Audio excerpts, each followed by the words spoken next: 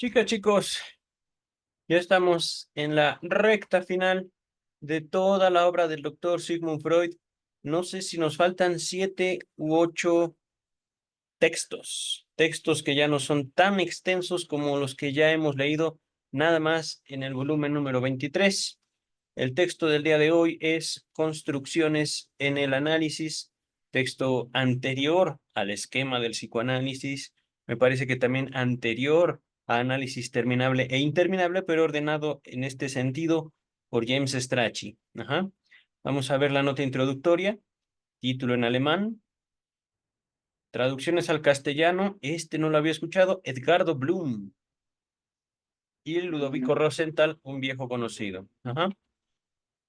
Ramón Rey Ardid, otra traducción, pero como vemos, cada vez el doctor Freud buscando o impactando más en el mundo y siendo buscado por diversos traductores, nada más en lengua castellana.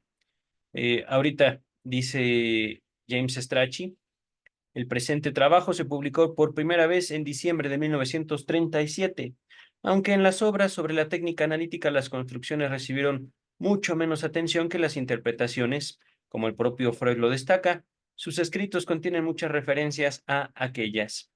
Hay 2 o 3 extensos ejemplos en sus historiales clínicos del hombre de las ratas, se los dejo en la descripción, y el hombre de los lobos, también lo encontrarán en la descripción. ¿Saben qué? Estos 2 casos y una lista de reproducción que se llama historiales clínicos.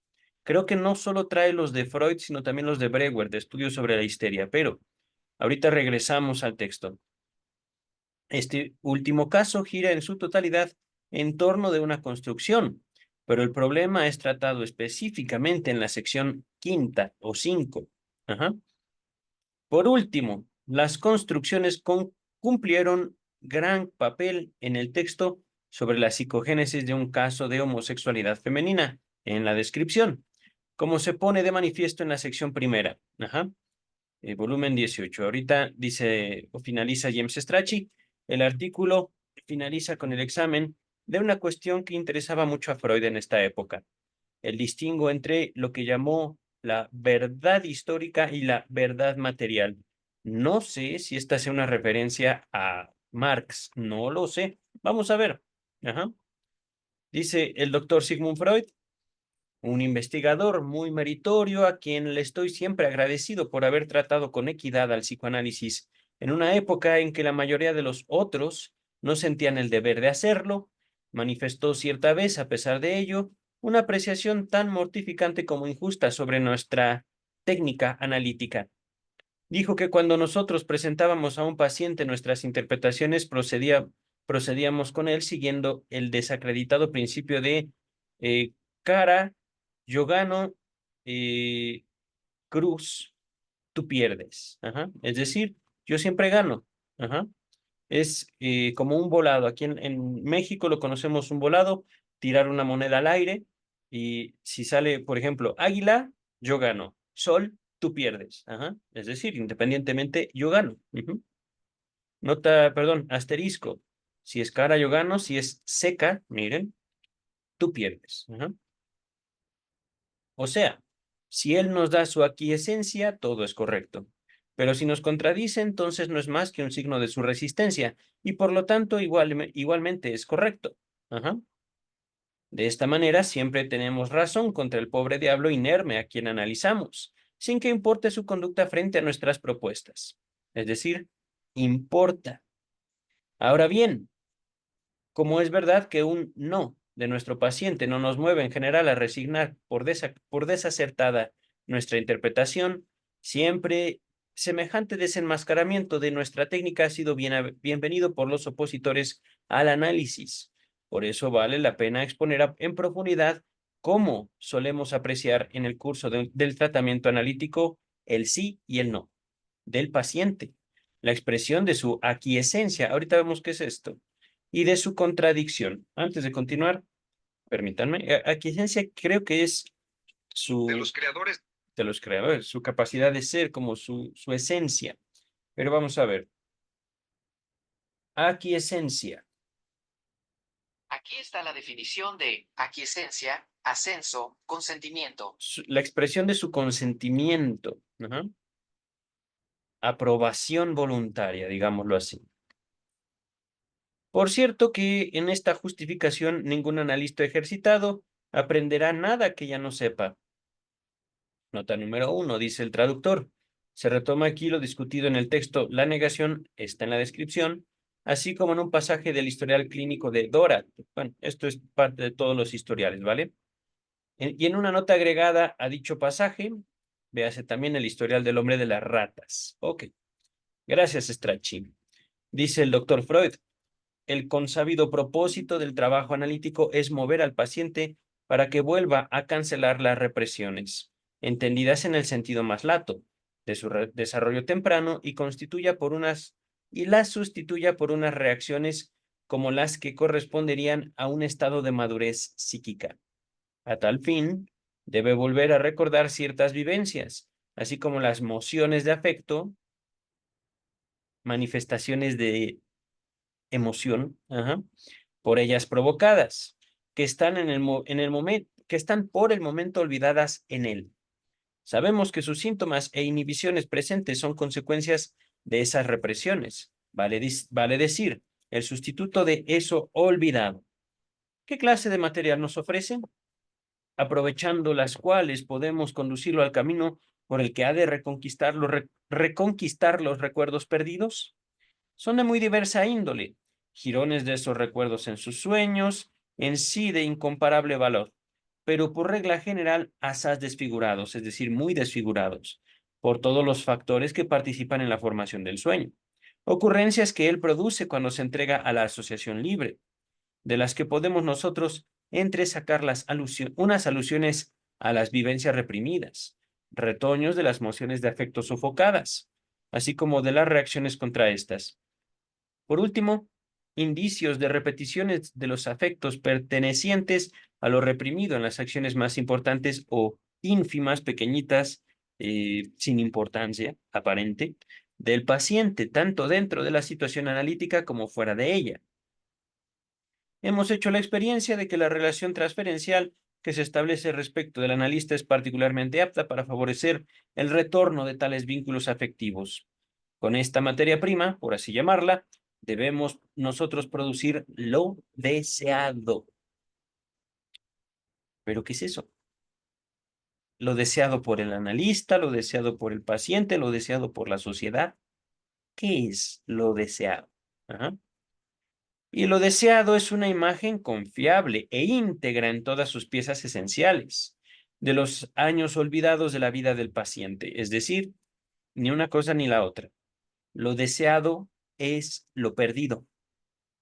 Lo deseado es la naturaleza específica de la configuración de un solo paciente, uno o uno. Pero aquí somos advertidos de que el trabajo analítico consta de dos piezas por entero diferentes, que se consuma sobre dos separados escenarios, se cumple en dos personas, cada una de las cuales tiene un cometido diverso. Por un instante uno se pregunta por qué no fue llevado a notar hace ya mucho tiempo este hecho fundamental, pero uno se dice enseguida que aquí nada le ha sido mantenido en reserva, pues se trata de un dato de hecho por todos consabido, en cierto punto evidente, que solo aquí, con un propósito particular, es puesto de relieve y apreciado por sí mismo. Todos sabemos que el analizado debe ser movido a recordar algo vivenciado y reprimido por él o por ella. Y las condiciones dinámicas de este proceso son tan interesantes que la otra pieza del trabajo, la operación del analista, pasa en cambio a un segundo plano. El analista no ha vivenciado ni reprimido nada de lo que interesa. Su tarea no puede ser recordar algo. ¿En qué consiste, pues, su tarea? Tiene que colegir lo olvidado del paciente, colegir. Vamos a buscar sinónimos de colegir. Colegir, Aquí está la definición de colegir, juntar, unir. confluir, entrocar, inferir, deducir, inducir. Ajá.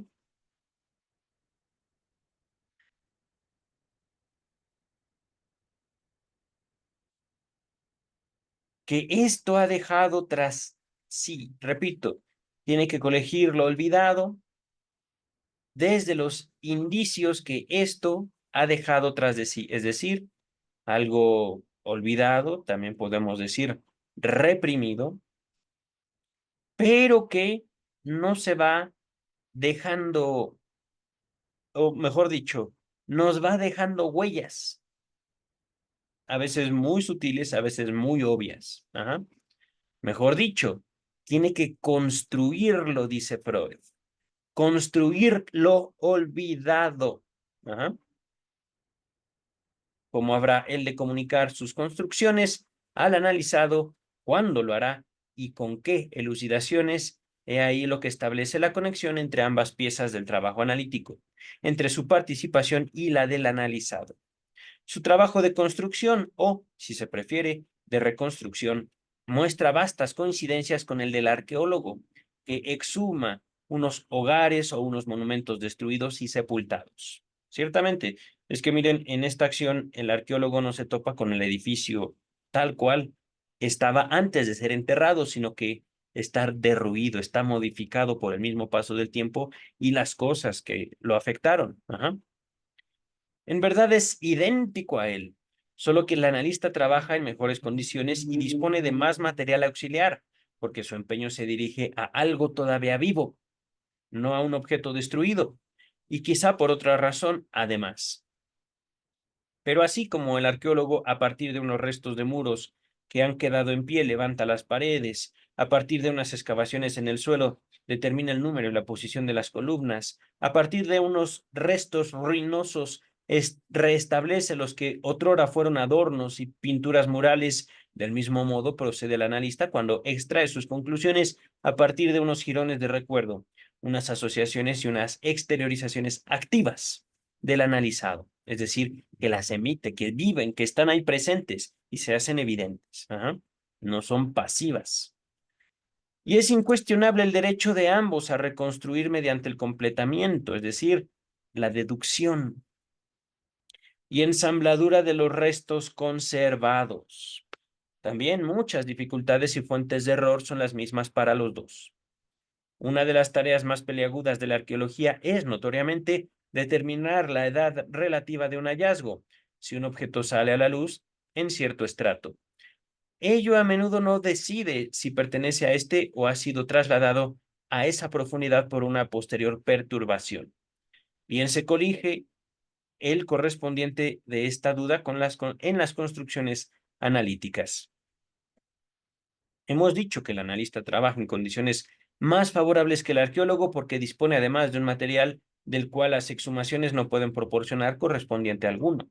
Por ejemplo, las repeticiones de reacciones que provienen de la edad temprana y todo cuanto es mostrado a través de la transferencia a raíz de tales repeticiones. Pero cuenta asimismo el hecho de que el exhumador trata con objetos destruidos. De los grandes e importantes fragmentos se han perdido irremediablemente, sea por obra de fuerzas mecánicas, del fuego o del pillaje, el robo. Ajá. Por más empeño que se ponga, no se podrá hallarlos para componerlos con los restos conservados. Uno se ve remitido única y exclusivamente a la reconstrucción, que por eso con harta frecuencia no puede elevarse más allá de una cierta verosimilitud, posibilidad, parecido. Ajá. Diversamente ocurre con el objeto psíquico, cuya prehistoria el analista quiere establecer. Aquí se logra de una manera regular lo que en el objeto arqueológico solo sucede en felices casos excepcionales, como los de Pompeya y la tumba de Tutankamón. Todo lo esencial se ha conservado, aun lo que parece olvidado por completo. Está todavía presente de algún modo y en alguna parte, solo que soterrado. Ahorita vemos qué es eso. Inasequible al individuo. A ver, permítanme. Soterrado. Soterrar. Aquí está la definición de soterrar, enterrar, poner debajo de tierra. Esconder o guardar algo de modo que no aparezca. Ajá. Guardado. Como es sabido, es lícito poner en duda que una formación psíquica cualquiera pueda sufrir realmente una destrucción total. Es solo una cuestión de técnica analítica que se consiga o no extraer a la luz de manera completa lo escondido. Únicamente otros dos hechos obstan a este extraordinario privilegio del trabajo analítico, a saber, que el objeto psíquico es incomparablemente más complicado que el objeto material del exhumador, y que nuestro conocimiento no está preparado en medida suficiente para lo que ha de hallarse, pues su estructura íntima esconde todavía muchos secretos. Y en este punto termina nuestra comparación entre ambos trabajos, pues la principal diferencia entre los dos reside en que para la arqueología la reconstrucción es la meta y el término del empeño, mientras que para el análisis la construcción es solo una labor preliminar. Ciertamente, es decir, eh, nos preparamos para el análisis, que quiere decir separar los elementos constitutivos de algo. Ajá. Con separar me refiero a identificar, me refiero a conocer, me refiero a familiarizarnos, y eso es cada caso. Ajá. Aquí, al menos en el análisis, no se tiene, por ejemplo, dos casos iguales de adicciones, dos casos iguales de angustia, dos casos iguales de depresión, melancolía, como ustedes gusten llamarlo. No hay en psicoanálisis dos casos iguales de ansiedad. ¿Por qué? Porque depende de la relación del individuo con su cuerpo. Pero dejamos el comentario hasta aquí. Capítulo 2, solo son 3 capítulos, así que ya estamos avanzados. Dice Freud, labor preliminar. En verdad, no en el sentido de que deba ser tramitada primero en su totalidad, antes de comenzar con los detalles, como en la edificación de una casa, donde tienen que levantarse todas las paredes y colocarse todas las ventanas antes de que uno pueda ocuparse de la decoración del interior. Todo analista sabe que en el tratamiento analítico las cosas suceden de otro modo, que ambas modalidades de trabajo corren lado a lado, adelante siempre una y la otra reuniéndosele. El analista da cima a una pieza de construcción y la comunica al analizado para que ejerza efecto sobre él. Luego construye otra pieza a partir del nuevo material material que afluye. Procede con ella de la misma manera y en esta alternancia sigue hasta el final. Entonces, ahí tienen descripción de un análisis. Construcción, comunicación, efectos, porque efectos transferenciales. Ajá. Presentamos una construcción y esperamos un efecto. Ajá. Luego, construimos otra pieza y así.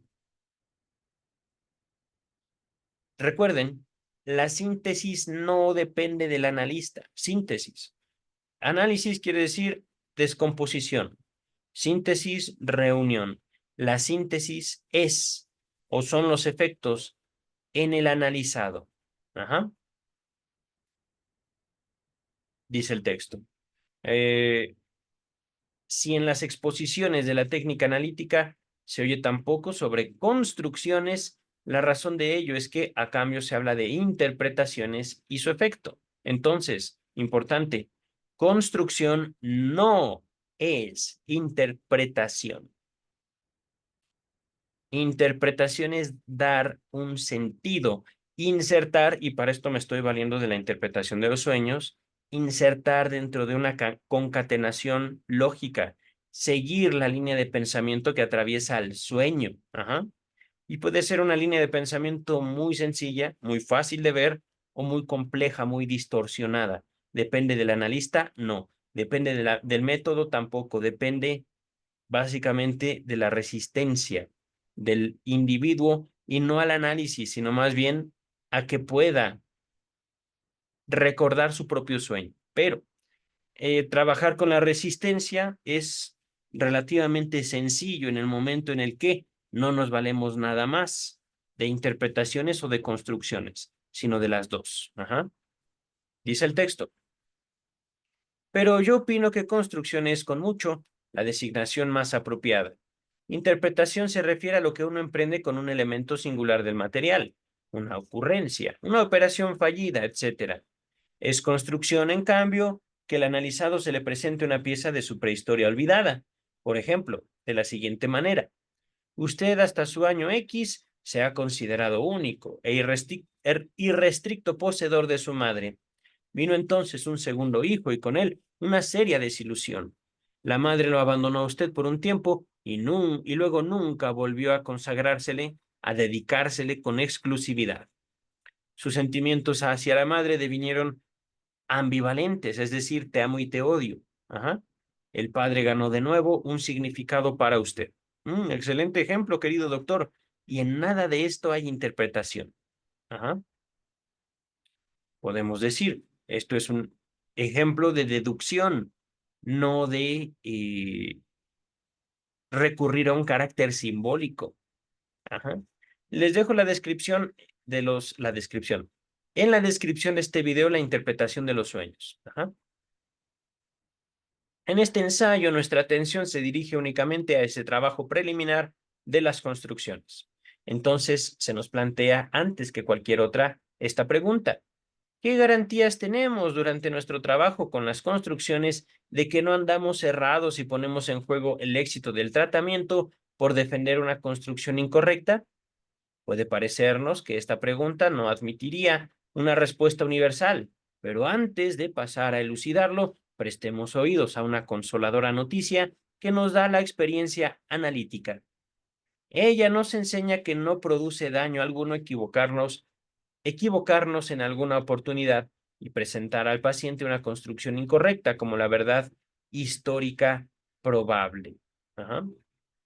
Desde luego, ello significa una pérdida de tiempo y quien solo sepa referir al paciente combinaciones erróneas no le hará buena impresión ni obtendrá gran cosa en su tratamiento, pero tales errores aislados son inofensivos.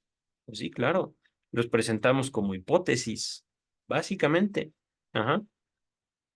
No es una hipótesis fundamentada en un carácter simbólico, es decir, esto significa esto, sino porque A entonces B, y si A más B entonces C. Por poner un ejemplo, ajá, nota número 2. Se da un ejemplo de construcción incorrecta en el historial del hombre de los lobos. Eso es cierto. Y eso es muy interesante ver cómo Freud ahí sí se equivoca, pero el error tiene no consecuencias negativas sobre el tratamiento, pero sí un impacto afectivo, es decir, movió las resistencias del paciente. Esto no quiere decir que el paciente se haya puesto a llorar, que haya dicho, no regreso más con usted, ¿no? De hecho, el hombre de los lobos, su paciente lo quería mucho al doctor Freud. Eh, pero, en cuanto a las construcciones, dice el texto, los errores son inofensivos, errores aislados. Ajá. Lo que en tal caso sucede más bien es que el paciente queda como no tocado, no reacciona a ello ni por un sí ni por un no. Es posible que esto solo sea un retardo de la reacción, pero si persiste, estamos autorizados a inferir que nos hemos equivocado. Y en la ocasión apropiada, se lo confesaremos al paciente sin menoscabo de nuestra autoridad. Entonces, definitivamente, y esto es muy verdadero, es posible que un analista se equivoque.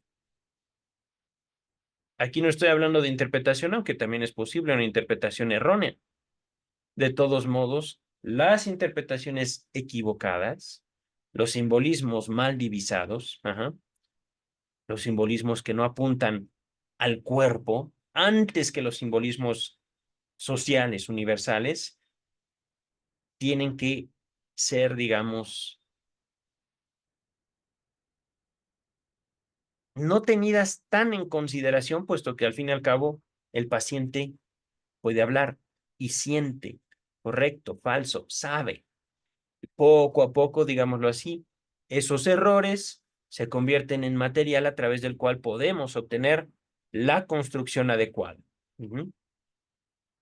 Repito, es posible que esto solo sea un retardo de la reacción, es decir, ni sí ni no, no tengo idea de lo que me está diciendo, pero pues allá usted. Ajá.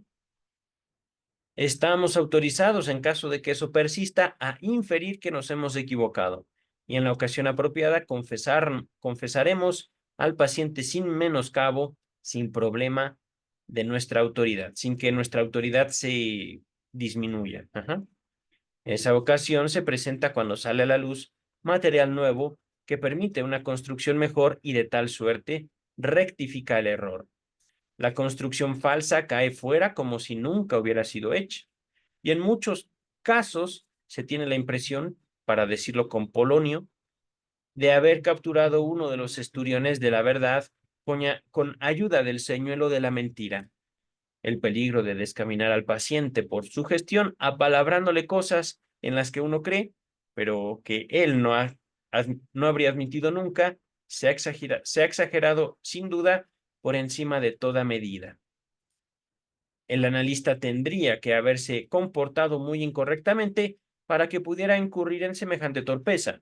Sobre todo, tendría que reprocharse no haber concedido la palabra al paciente, pues claro, recuerden entonces, el analista es pasivo en la relación analista-paciente. No se trata de bla, bla, bla, bla, bla, bla, bla, bla, complejo de Edipo, bla, bla, bla, castración, bla, bla, bla, ¿está usted curado? Págueme. No, escucha. El paciente, los pacientes son los que hablan. Dice Freud, puedo afirmar sin jactancia, sin presumir, que un abuso así de la sugestión nunca ha sobrevenido en mi actividad. Bravo por usted. Pero, ¿cómo decirlo?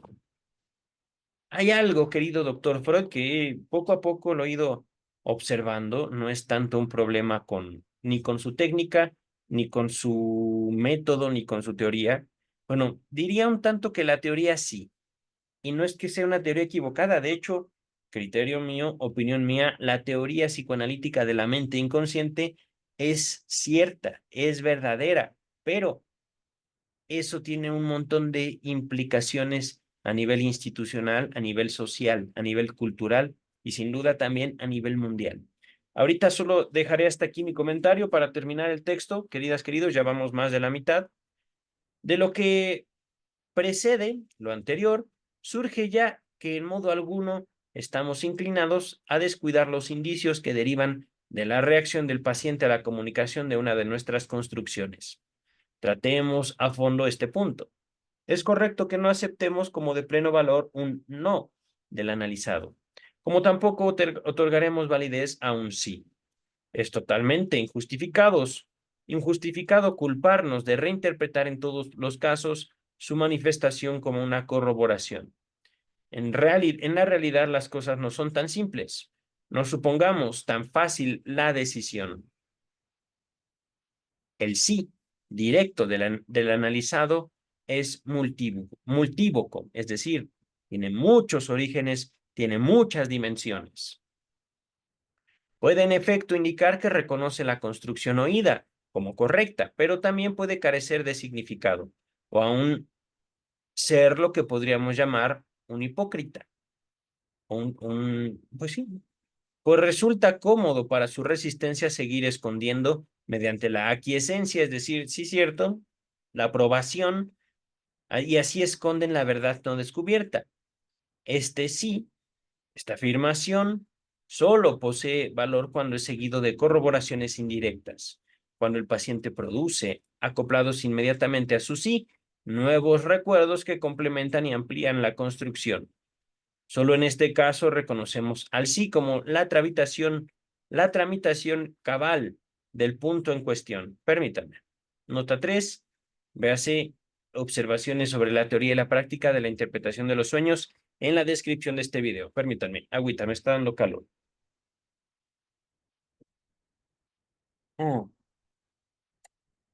Ay, caray. Nota 3. Acá está. El no del analizado es igualmente multívoco y en verdad todavía menos utilizable que un sí. Rara vez expresa una desautorización justificada. Muchísimo más a menudo manifiesta o exterioriza una resistencia que es provocada por el contenido de la construcción que se ha comunicado.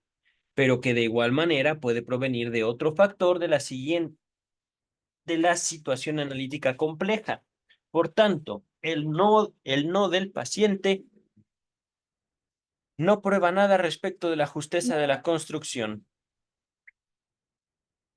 pero se concilia muy bien con esta posibilidad. Como toda construcción de esta índole es incompleta, apresa solo un pequeño fragmento del acaecer olvidado. Tenemos siempre la libertad de suponer que el analizado no desconoce propiamente lo que se le comunicó, sino que su contradicción viene legitimada por el fragmento todavía no descubierto. Por regla general, se exteriorizará o manifestará su aprobación, su aquiescencia, cuando se haya enterado de la verdad íntegra o completa, y esta suele ser bastante extensa. La única interpretación segura de su no es, por ende, que aquella no es integral. La construcción ciertamente no se lo ha dicho todo. Oh, queridas, esto también es bello cuando ocurre. Cuando, supongamos, una construcción no lo dice todo, pero se aproxima bastante a la realidad. Ahí tiembla el cielo, tiemblan los pilares del cielo, dice el texto. Así pues, de las exteriorizaciones directas del paciente, después que uno le comunicó una construcción, son pocos los puntos de apoyo que pueden obtenerse para saber si uno ha colegido su puesto correcta o equivocadamente. Más interesante es, por eso, que existan variedades indirectas de corroboración plenamente confiables. Una de ellas es el giro que uno oye de las más diversas personas, con apenas algunas palabras cambiadas, como si se hubiesen puesto de acuerdo. No me parece, o nunca se me ha pasado, o no se me pasaría nunca por la cabeza. Sin vacilar, se puede traducir así esta exteriorización. Permítame, antes de continuar, nota 4. Frases casi idénticas que se consignan o se mencionan al final del texto, la negación. Ok, aquí está. Repito, sin vacilar se puede traducir así esta manifestación, exteriorización. Sí, en este golpe acertó usted con lo inconsciente. Cierra comillas. Por desdicha, el analista oye esta tan deseada fórmula mucho más a menudo tras interpretaciones de detalle que a raíz de comunicaciones más vastas. Una confirmación igualmente valiosa, esta vez de expresión positiva, es que el analizador responda con una asociación que incluya algo semejante o análogo al contenido de la construcción. En vez de tomar de algún análisis un ejemplo para esto fácil de hallar, pero de extensión prolija, referiré aquí una pequeña vivencia extraanalítica que figura un estado de cosas así, con un sesgo de efecto casi cómico. Permítanme, ¿qué es prolijo? Prolijo, Aquí está la definición de prolijo, largo, dilatado con exceso. extenso. Ah. El ejemplo, se trataba de un colega que me había escogido hace mucho tiempo de esto para una consulta médica. Recordemos, Freud era doctor, médico. Ajá. A partir de la medicina se acerca la neurología y de la neurología nace el psicoanálisis. Pero ya veremos la... ¡Oh, me emociona mucho! Empezar con la biografía de Freud, la biografía oficial, y después veré si encuentro biografías extraoficiales. Pero dice el texto ahora sí, hablando del el colega que lo va a ver como paciente al doctor Freud. Un buen día me trajo a su joven esposa, quien le estaba causando molestias. Bajo toda clase de pretextos, le rehusaba el comercio sexual, y evidentemente él esperaba de mí que le esclareciera sobre las consecuencias de su inadecuado comportamiento.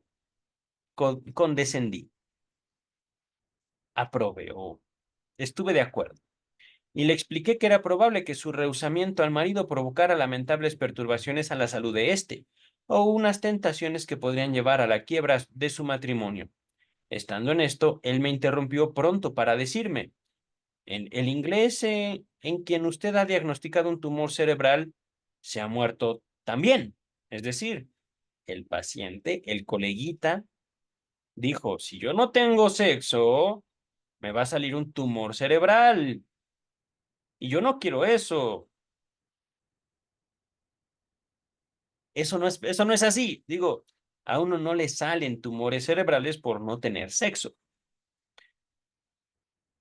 Pero, dice el texto, el dicho pareció ininteligible al comienzo y enigmático el también de la frase, pues no se había hablado ni de ningún otro fallecido, pero un ratito después comprendí. Era obvio que el marido quería corroborarme que quería decir, sí, usted tiene la razón. Su diagnóstico del paciente se ha ratificado, se ha repetido también. Era un cabal correspondiente de las confirmaciones indirectas mediante asociaciones que recibimos en los análisis. No he de poner en tela de juicio que en la manifestación de mi colega hubieran participado además otros pensamientos, hechos a un lado por él. La confirmación indirecta mediante asociaciones adecuadas al contenido de la construcción que conllevan un parecido también, proporciona al juicio nuestro, a nuestra inteligencia, a nuestra comprensión, unos valiosos asideros, bases, posibilidades de observación para colegir si esa construcción habrá de corroborarse en lo que resta del análisis. Es particularmente impresionante el caso en que la confirmación se filtra en la contradicción, directa con ayuda de una operación fallida. Ya publicado en otro lugar, un buen ejemplo de esta índole, nota número 5. ¿El chiste? No sé, a ver. Voy a hacer la nota siguiente, ok. Psicopatología de la vida cotidiana. ¿Por qué hiciste esto, Strachio? Pero bueno, vamos a continuar. En los sueños del paciente afloraba el apellido Jauner o Jauner, muy conocido en Viena, sin que hallara suficiente esclarecimiento en sus asociaciones. Ensayé entonces la interpretación de que, cuando él decía Jaurner o quería decir Gauner, pícaro, Gauner, y el paciente respondió de inmediato, eso me parece demasiado Gevach por Gevach, aventurado, permutando o cambiando la G por la J. Psicopatología de la vida cotidiana, en la nota 6. Ajá. En la descripción encontrarán todo psicopatología de la vida cotidiana, leído y estudiado por su servidor. O bien, el paciente quiere rechazar la idea de que determinado pago le parece demasiado alto con estas palabras. $10 no significa nada para mí, pero en vez de dólares mencionaba la unidad monetaria inferior, centavos. Centavos. Cuando el análisis está bajo presión de factores intensos que arrancan una reacción terapéutica negativa, como conciencia de culpa, necesidad masoquista de padecimiento, revuelta contra el socorro del analista, la conducta del paciente luego de serle comunicada la construcción, suele facilitarnos mucho la decisión buscada. Ahorita la nota 7, pero finalizamos este párrafo. Si la construcción es falsa, no modifica nada en el paciente, pero si es correcta o aporta una aproximación a la verdad, él reacciona frente a ella con un inequívoco empeoramiento de sus síntomas y de su estado general. Nota 7, reacción terapéutica negativa. Véase el yo y el ello en la descripción de este video. Dice el texto. A modo de síntesis, podemos establecer que no merecemos el reproche de desdeñar la posición que el analizado adopte ante nuestras construcciones. Las tomamos en cuenta y a menudo extraemos de ella valiosos puntos de apoyo. Pero estas reacciones del paciente son las más de las veces multívocas y no consienten una decisión definitiva. Solo la continuación del análisis puede decidir si nuestra construcción es correcta o inviable. Y a cada construcción la consideramos apenas una conjetura. que aguarda ser examinada, confirmada o desmentida. No reclamamos para ella ninguna autoridad. No demandamos del paciente un asentimiento, una aprobación inmediata o inmediato. No discutimos con él cuando al comienzo la contradice. En suma, nos comportamos siguiendo el arquetipo de un consabido personaje de Nestroy, un mucamo que, para cualquier pregunta u objeción, tiene pronta esta única respuesta. En el curso de los acontecimientos todo habrá de aclararse. Oh, qué inteligente muchacho. Capítulo número 3, último de este texto. Ni vale la pena exponer cómo sobreviene ello en la continuación del análisis. Tampoco los caminos por los cuales nuestra conjetura se muda en el convencimiento del paciente. Es algo que la experiencia cotidiana de todo analista vuelve notorio, y comprenderlo no ofrece dificultad alguna. Solo un punto reclama, en relación con esto, indagación y esclarecimiento. El camino que parte de la construcción del analista debía culminar en el recuerdo del analizado. Ahora bien, no siempre lleva tan lejos. Con harta frecuencia no consigue llevar al paciente hasta el recuerdo de lo reprimido. En lugar de ello, si el análisis ha sido ejecutado de cierta manera, de manera correcta, uno alcanza en él una convicción cierta sobre la verdad de la construcción, que en lo terapéutico rinde lo mismo que un recuerdo recuperado. ¿Bajo qué condiciones acontece esto y cómo es posible que un sustituto, al parecer no integral, produzca, no obstante, todo el efecto? He ahí materia de una investigación ulterior. Concluiré esta breve comunicación con algunas puntualizaciones que abren una perspectiva más vasta. En algunos análisis noté en los analizados un fenómeno sorprendente e incomprensible a primera vista, tras comunicarles yo una construcción a todas luces certera. Les sacudían unos vívidos recuerdos, calificados de hipernítidos por ellos mismos, pero tales que no recordaban el episodio que era el contenido de la construcción, sino detalles próximos a ese contenido, por ejemplo, los rostros hipermarcados de las personas allí nombradas, los lugares donde algo semejante habría podido ocurrir o, un paso más allá, los objetos que amoblaban tales lugares, de los cuales, como es natural, la construcción nuestra no habría podido saber nada. Antes de continuar, nota número 9. Recuerdos hipernítidos. Dice Strachey, el fenómeno aquí descrito parece remontarse a observaciones hechas por Freud en conexión con su psicopatología de la vida cotidiana. Veas allí una larga nota a pie de página. El presente pasaje puede incluso aludir a un episodio narrado en esa obra. Véase asimismo los siguientes trabajos anteriores, sobre el mecanismo psíquico de la desmemoria y sobre los recuerdos encubridores. En todos estos pasajes Freud emplea la misma palabra. Hipernítido, superclaros, más claros que el agua. Dice el texto. Esto acontecía tanto en sueños, inmediatamente después de la comunicación, cuanto en la vigilia, en un estados parecidos al fantaseo. Nada seguía luego a estos recuerdos. Parecía verosímil concebirlos como resultado de un compromiso.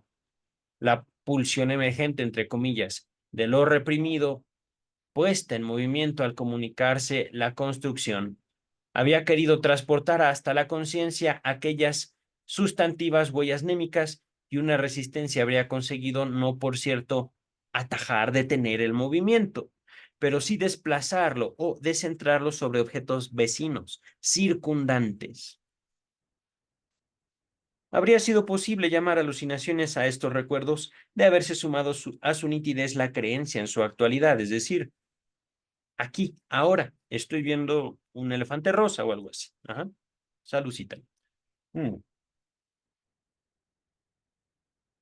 Ahora bien, esta analogía cobró importancia o significación cuando llamó mi atención la ocasional ocurrencia de efectivas alucinaciones en otros casos, en modo algunos psicóticos. La hilación de pensamiento prosiguió entonces. ¿Acaso sea un carácter universal de la alucinación no apreciado lo bastante hasta ahora, que dentro de ella dentro de ella retorne algo vivenciado en la edad temprana y olvidado luego, algo que el niño vio u oyó en la época en que apenas era capaz de lenguaje todavía y que ahora esfuerza su acento a la conciencia, probablemente desfigurado y desplazado por efecto de las fuerzas que contrarían o dificultan ese retorno de lo reprimido. Y si la alucinación es referida de manera más próxima a formas determinadas de psicosis, nuestra ilación de pensamiento puede dar un paso más. Quizá las formaciones delirantes en que con gran regularidad hayamos articuladas estas alucinaciones no sean tan independientes como de ordinario suponíamos, de la pulsión emergente de lo inconsciente y del retorno de lo reprimido. En el mecanismo de una formación delirante, solo destacamos por lo común dos factores: el extrañamiento respecto de la realidad y de sus motivos, por un lado, y el influjo del cumplimiento de deseo sobre el contenido del delirio, por el otro. Ahora bien, el proceso dinámico no podría ser, en cambio, que la pulsión emergente de lo reprimido aprovechase el extrañamiento respecto de la realidad objetiva para imponer su contenido a la conciencia, en lo cual unas resistencias excitadas por este proceso y la tendencia al cumplimiento de deseo compartieran la responsabilidad por la desfiguración o dislocación y el desplazamiento o descentramiento de lo vuelto a recordar. Fíjense esta súper preguntota. La traté de leer tal cual, pero la dejo en pantalla unos minutos para que identifiquen los sustantivos, los elementos, lo que está jugado ahí. Agüita.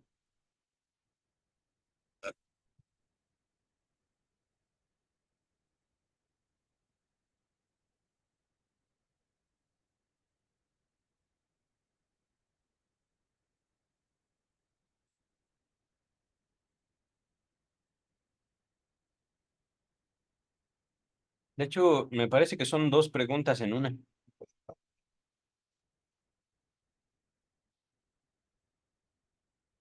¿De qué trata un proceso dinámico, queridas y queridos?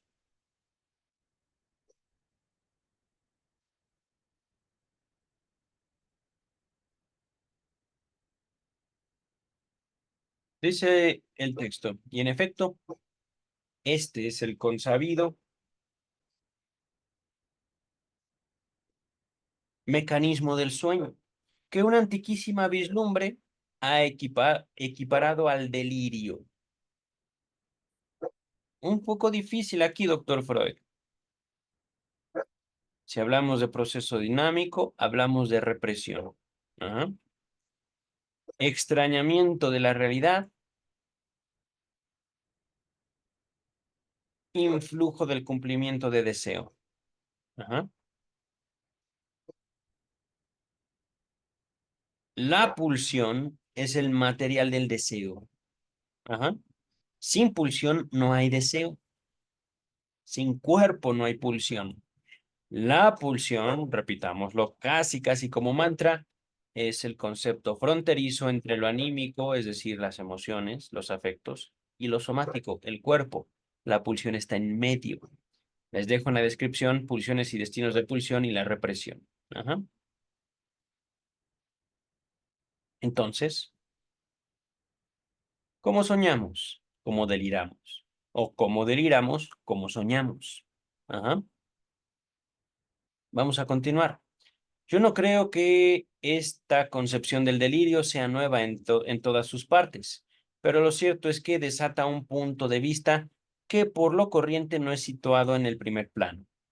Lo esencial en ella es la afirmación de que no solo hay método en la locura, como lo ya discernió el poeta, sino que esta también contiene un fragmento de verdad histórico-vivencial, lo cual nos lleva a suponer que la creencia compulsiva que haya el delirio cobra su fuerza justamente en esa fuente infantil.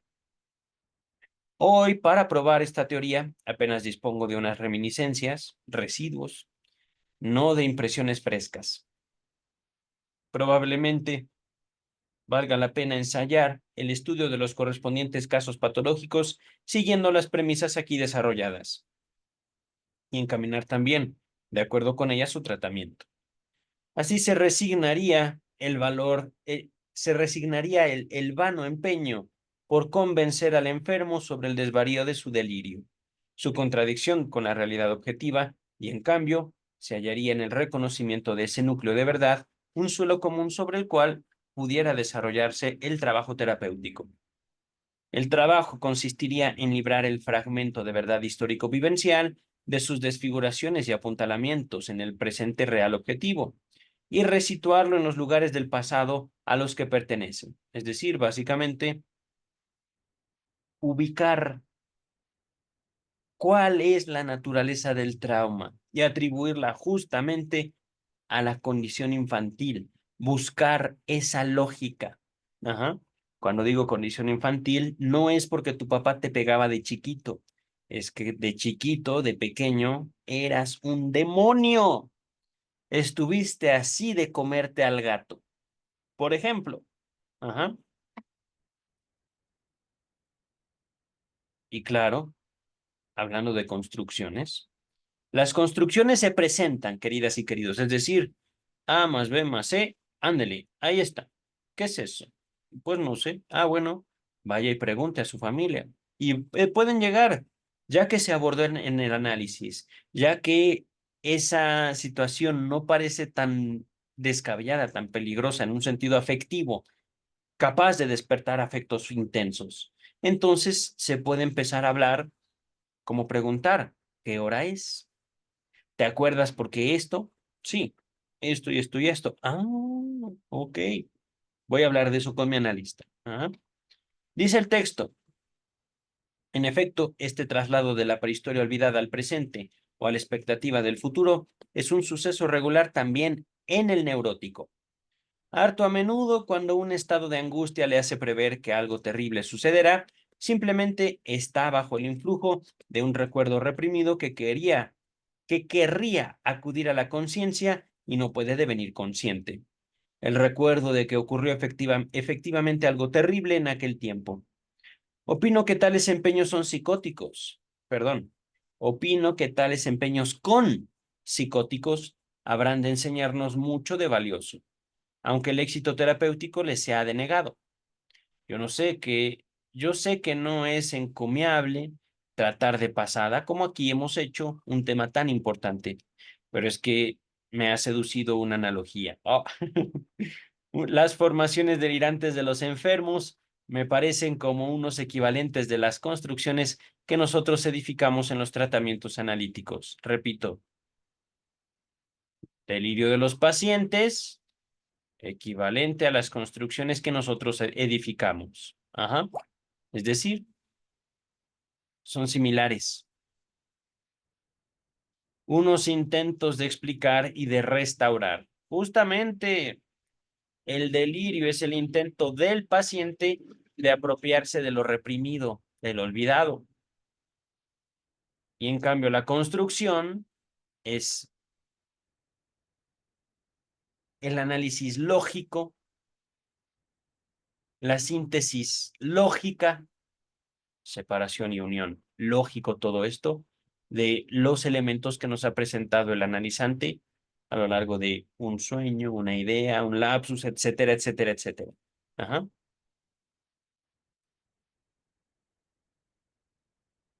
Es cierto que, bajo las condiciones de la psicosis, repito todo esto, las formaciones delirantes de los enfermos me parecen como unos equivalentes de las construcciones que nosotros edificamos en los tratamientos analíticos, unos intentos de explicar y de restaurar, que es, por cierto, bajo las condiciones de la psicosis, solo pueden conducir a que el fragmento de realidad objetiva que uno desmiente en el presente sea sustituido por otro fragmento que, de igual modo, uno había desmentido en la temprana prehistoria. Uno como analizante, uno como niño. Es decir, no, no, no, mamá tiene pene, mamá tiene pito, mamá tiene lo mismo que yo. Mamá es igual que yo. Ya sé, vi su cuerpo, pero no, eso no puede ser. Ajá. Desmentir, negar, cancelar. Pero continuamos. Tarea de una indagación en detalle será poner en descubierto los vínculos íntimos entre el material de la desmentida presente y la represión de aquel tiempo.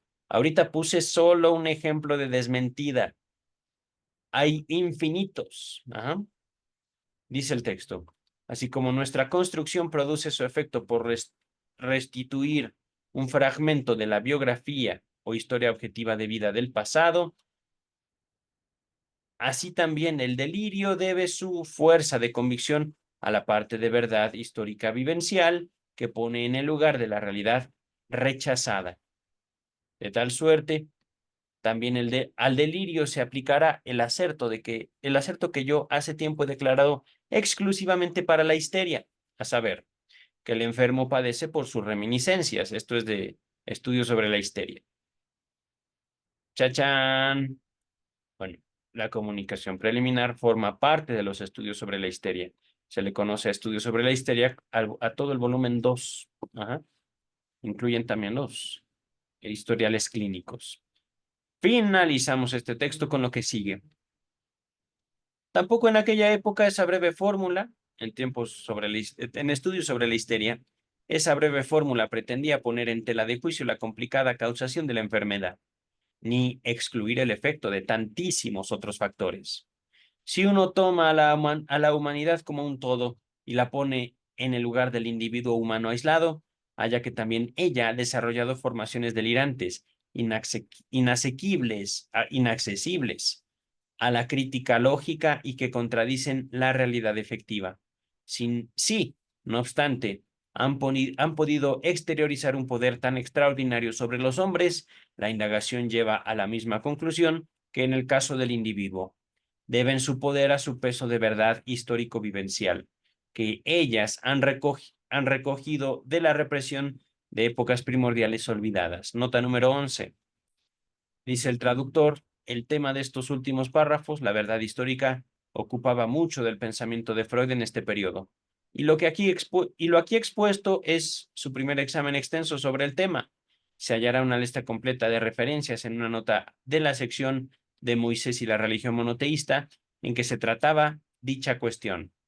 Les dejo todo el Moisés y la religión monoteísta en la descripción de este video. Y con esto, chicas, chicos, acabamos. Página 271, la escisión del yo en el proceso defensivo, pero eso ya será motivo de otro video. Bye.